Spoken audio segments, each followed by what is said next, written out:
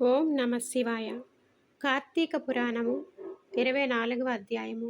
అంబరీషుని ద్వాదశి వ్రతము. అత్రి మహాముని మరలా అగస్త్యునితోని, ఓ కుంభసంభవ, కార్తీక వ్రత ప్రభావము ఎంత వివరించినా తనివి తీరదు. నాకు తెలిసినంత వరకు వివరించెదను. గంగా గోదావరి మొదలగు నదులలో సూర్యచంద్ర గ్రహణ సమయములందు స్నానములు చేసిన వారికి ఎంత ఫలితము కలుగునో, శ్రీమన్నారాయణుని నిజతత్వాన్ని తెలిపే కార్తీక వ్రతమందు శుద్ధ ద్వాదశి నాడు భక్తి శ్రద్ధలతో దానధర్మములు చేయువారికి అంత ఫలము కలుగును. ద్వాదశి నాడు చేసిన ఫలితము సత్కార్యాలు అన్నీ ఇతర దినములలో చేసిన ఫలము కంటే 1000 రెట్లు అధికము కాగలదు. ద్వాదశి వ్రతం చేయు విధానము చెప్పెదను. కార్తీక శుద్ధ దశమి రోజున పగటిపూట మాత్రమే భుజించి, ఆ మరునాడు అనగా ఏకాదశి రోజున శుష్కోపవాసముండి ద్వాదశి గడియలు వచ్చిన తర్వాత భుజింపవలెను. దీనికొక ఇతిహాసం ఉంది. పూర్వము అంబరీషుడనే రాజు కలడు. అతడు పరమ భాగవోత్తముడు, ద్వాదశి వ్రత ప్రియుడు. అంబరీషుడు ప్రతి ద్వాదశి నాడు తప్పకుండా వ్రతము చేయుచుండెడివాడు. ఒక ద్వాదశి నాడు ద్వాదశి గడియలు స్వల్పముగా ఉండెను.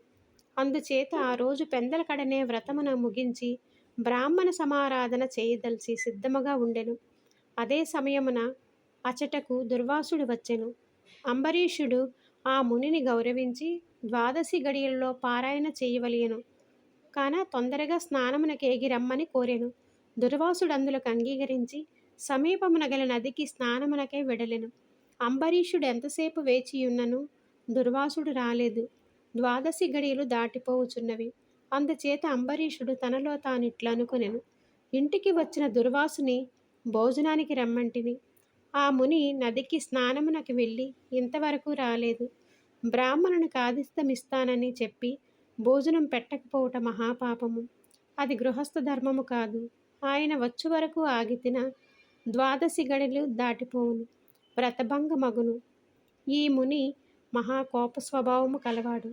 ఆయన రాకుండగా నేను భుజించిన నన్ను శపించును. నాకేమీ తోచకున్నది. బ్రాహ్మణ భోజనం అతిక్రమించరాదు. ద్వాదశి గడియలు మించిపోకూడదు. గడియలు దాటిపోయిన పెదప భుజించిన ఎడల హరిభక్తిని వదిలిన వాడినగుదును. ఏకాదశి నాడు ఉపవాసము నిష్ఫలమగును. ద్వాదశి విడిచి భుజించిన భగవంతునకు భోజనం చేసిన దుర్వాసునకు కోపం వచ్చును. అదియునుగాక ఈ నియమమును నేను అతిక్రమించిన ఎడల వెనకటి జన్మమందు చేసిన పుణ్యములు నశించును.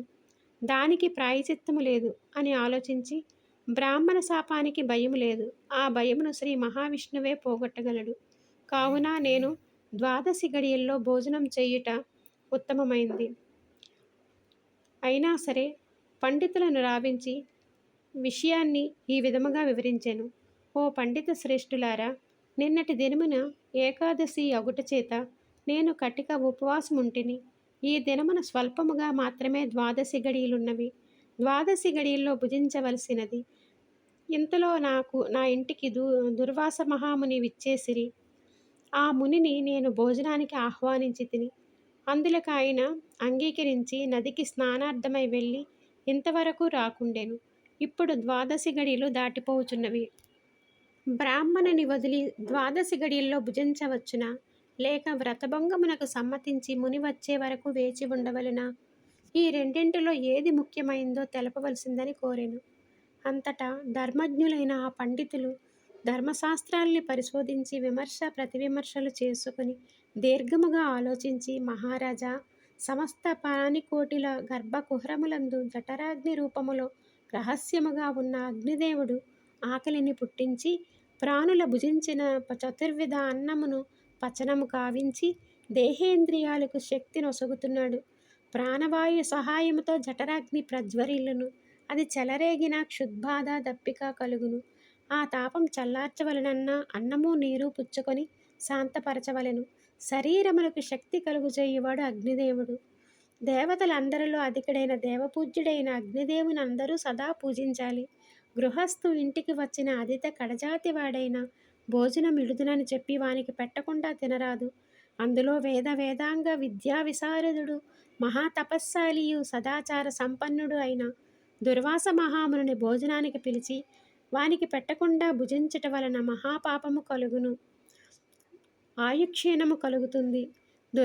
దుర్వాసుని అంతటి వానిని అవమానపరిచిన పాపం సంప్రాప్తమవుతుంది అని విశదపరిచిరి. 24వ రోజు పారాయణం సమాప్తం.